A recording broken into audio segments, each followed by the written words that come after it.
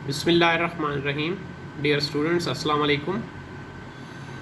Physics second year की class के साथ कामरान प्राचा आपसे मुखातिब है। बेटा, आज का जो आर्टिकल है वो इस चैप्टर 12 का दूसरा आर्टिकल है और उसका नाम है field of force or electric field intensity. यानी फील्ड ऑफ फोर्स वो फील्ड जिसमें कोई फोर्स लगती है, या उसको हम इलेक्ट्रिक फील्ड इंटेंसिटी भी कहते हैं। इसका स्टार्ट उसने दो इम्पॉर्टेंट लॉज के हवाले से किया है। उसने बुक में स्टार्ट किया है कि हम पढ़ चुके हैं कि न्यूटन का ग्रेविटेशन लॉ जो कि ये है कि F = G/m/r², और कूलम्स लॉ जो कि F = K/Q1/Q2/r² है।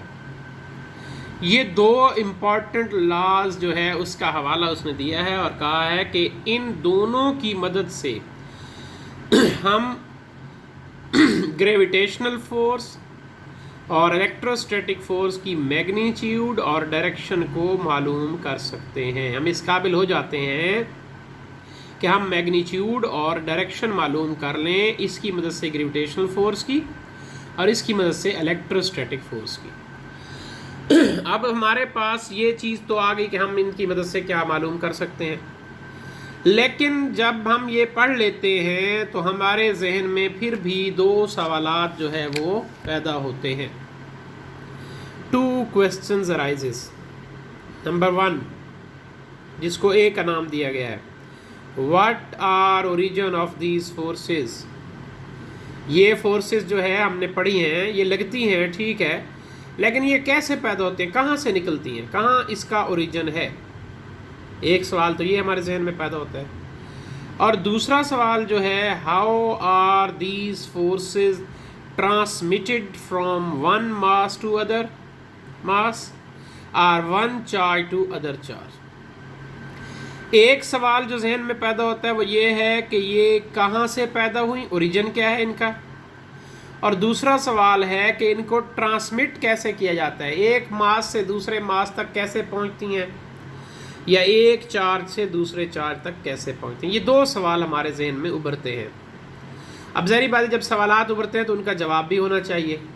तो जवाब जब हम देखने की कोशिश करते हैं तो पता चलता है कि आंसर टू ए, यानी पहले क्वेश्चन का जो जवाब है, इज स्टिल अननोन। अभी तक साइंस उसका जवाब तलाश नहीं कर सकी। पहला सवाल जो हमारे जहन में उभरता है कि what are the origin of these forces, तो answer to A is still unknown. तो जब अननोन है तो फिर हम कैसे बयान करते हैं। तो साइंस में अगर कोई चीज़ आपको पता नहीं है तो उसको एज इट इज़ फर्ज कर लिया जाता है, समझ लिया जाता है कि यह है। इसी तरह से इसको भी existence of these forces is accepted as it is. इन फोर्सेस को इसी तरह कबूल कर लिया गया, हाँ जी ठीक है, ये होंगी, मौजूद होंगी, इसलिए इनको फोर्सेस ऑफ नेचर कहते हैं। ये दोनों फोर्सेस, फोर्स ग्रेविटेशनल फोर्स भी और इलेक्ट्रिकल फोर्स भी क्या कहलाती हैं, फोर्सेस ऑफ नेचर। ये ऑब्जेक्टिव में आ सकता है। ये चीज़ ऑब्जेक्टिव के लिए आप तैयार करें कि जो फोर्सेस ऑफ नेचर हैं वो कौन सी हैं, इलेक्ट्रिक फोर्स और ग्रेविटेशनल फोर्स। अब दूसरा सवाल आ गया। दूसरा सवाल क्या है, how are these forces transmitted from one mass to other mass और one charge to other charge. तो to describe the mechanism of transmission of these forces, ये फोर्सेस एक दूसरे तक कैसे ट्रांसमिट करती हैं, एक चार्ज से दूसरे चार्ज तक या एक मास से दूसरे मास तक। तो माइकल फैराडे ने इलेक्ट्रिक फील्ड का कंसेप्ट दिया। माइकल फैराडे ने क्या मुतारिफ करवाया, इलेक्ट्रिक फील्ड का कंसेप्ट। माइकल फैराडे ने ये बताया कि जब किसी फोर्स को दूसरे, एक फोर्स है इलेक्ट्रिक फोर्स, उसमें एक चार्ज दूसरे चार्ज तक फोर्स लगाता है, या एक फोर्स है ग्रेविटेशनल फोर्स में एक मास दूसरे मास तक फोर्स लगाता है, तो वो एक इलेक्ट्रिक फील्ड रखती हैं जो इलेक्ट्रिक फोर्स रखती है। यानी जो कूलम फोर्स है या चार्जेस की फोर्स है वो एक दूसरे जिस्म तक एक इलेक्ट्रिक फील्ड के ज़रिए ट्रांसमिट करती है। तो इसका अगला हिस्सा हम देखते हैं, अभी यहाँ तक इसको क्लियर करें। हाँ जी, इसके बाद आगे चलते हैं बेटा कि माइकल फैराडे ने जो कंसेप्ट दिया था वो क्या था, क्या थ्योरी थी। तो according to theory, his theory, उसकी थ्योरी यानी माइकल फैराडे की थ्योरी के मुताबिक It is the intrinsic property of nature that every electric charge has an electric field around it. ये उसकी नेचुरली खासियत है, इंट्रिंसिक प्रॉपर्टी है, उसकी खासियत है कि कुदरत ने उसको वदियत की है, ये उस अल्लाह की तरफ से, कुदरत की तरफ से उसको दी गई खासियत है कि हर चार्ज जब कहीं पड़ा होगा तो उसके गिर्द एक इलेक्ट्रिक फील्ड होगा। इलेक्ट्रिक फील्ड का मतलब है बरकी मैदान। मैदान आप अक्सर देखें दायरी शक्ल के होते हैं, गोल शक्ल के, तो ये जो फील्ड है ये भी क्या होगा, दायरवी शक्ल का होगा, चार्ज के गिर्द एक रेडियल शक्ल में होगा। तो इलेक्ट्रिकल फील्ड होगा जो उसके गिर्द होगा और उस इलेक्ट्रिक चार्ज के गिर्द इलेक्ट्रिक फील्ड मौजूद होगी। ये नेचुरली बात है, इसमें कोई तब्दीली नहीं हो सकती। कुदरत ने उसको एक खासियत दी हुई है कि जब भी चार्ज कहीं रखेंगे तो उसके गिर्द इलेक्ट्रिक फील्ड मौजूद होगी।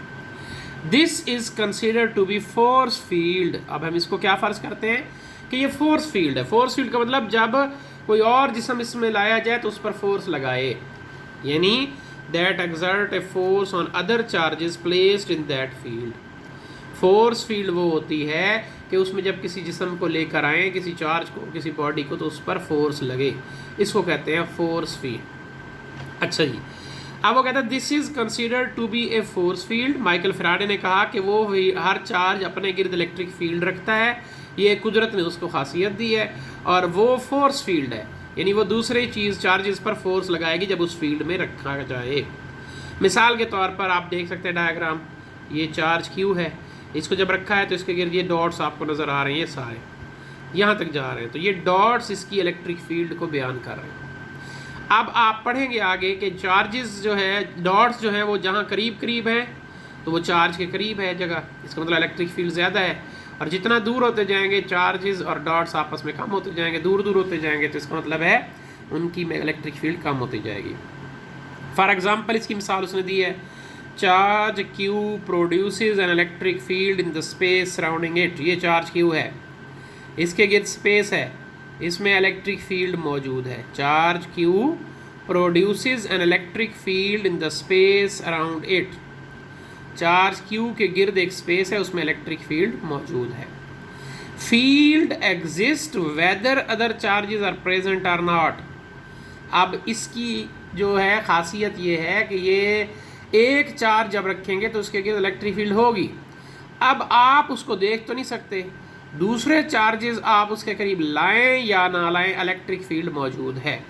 लेकिन आप अगर टेस्ट करना चाहते हैं, however this field cannot be tested until another charge q naught brought into the field of charge q। अब आप इसकी इलेक्ट्रिक फील्ड चेक करना चाहते हैं, मौजूद तो है, आपको नज़र भी नहीं आ रही, तो आप एक टेस्ट चार्ज q नॉट जो होता है उसको उसकी फील्ड के अंदर ले आएँ। इस चार्ज की फील्ड के अंदर आप एक और टेस्ट चार्ज जब लेकर आएंगे तो जब वो इसके करीब आएगा तो ये उसको अट्रैक्ट या रिपेल करेगा, एक फोर्स लगाएगा, क्योंकि ये कौन सी फील्ड है, फोर्स फील्ड है। तो उस फोर्स फील्ड की वजह से ये चार्ज Q जो है वो Q नॉट पर फोर्स लगाएगा। जब उसको अंदर लेकर आएंगे, उसकी इलेक्ट्रिक फील्ड के बाहर होगा तो कोई फोर्स नहीं लगेगी, उसकी रेंज में आएगा ना जब उसकी इलेक्ट्रिक फील्ड में, तो फिर उस पर फोर्स लगेगी। ये जो चार्ज Q नॉट है इसको टेस्ट चार्ज कहते हैं। क्या कहते हैं जी, टेस्ट चार्ज, क्योंकि ये टेस्ट करने के लिए इस्तेमाल होता है ना। तो अब ये टेस्ट चार्ज जो है इसकी डेफिनेशन आ चुकी है पेपर में, तो वो मैंने डेफिनेशन लिखी हुई है यहाँ पर, आप इसको भी बयान करेंगे, याद करेंगे। टेस्ट चार्ज क्या है? A test charge is small positive charge which is use to test the electric field of other charge. अब वो लिखता है कि टेस्ट चार्ज जो है एक स्मॉल पॉजिटिव चार्ज है। टेस्ट चार्ज हमेशा एक छोटा और पॉजिटिव चार्ज होगा, ये ज़हन में रखिएगा, ये कानून है कि टेस्ट चार्ज कौन सा होगा, पॉजिटिव होगा।